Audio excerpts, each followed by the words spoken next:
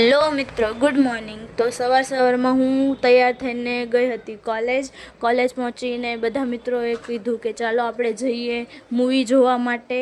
તો અમે ગયેલા હતા મૂવી જોવા માટે. હવે કયું મૂવી છે તમે મને કહેજો કોમેન્ટમાં કે હું કયું મૂવી જોવા ગઈ હતી. મૂવી હતું ગુજરાતી અને સ્ટોરી મતલબમાં જે 10 રૂપિયાની ઉધારીની ચાય હોય ને એમાં 12 વર્ષ સુધી વશીકરણ ટકી રહેલું હોય છે, એવી કંઈ મૂવીની સ્ટોરી છે. જો તમે આ મૂવી જોયું હોય ને તો કહેજો કે મૂવી કેવું હતું એ.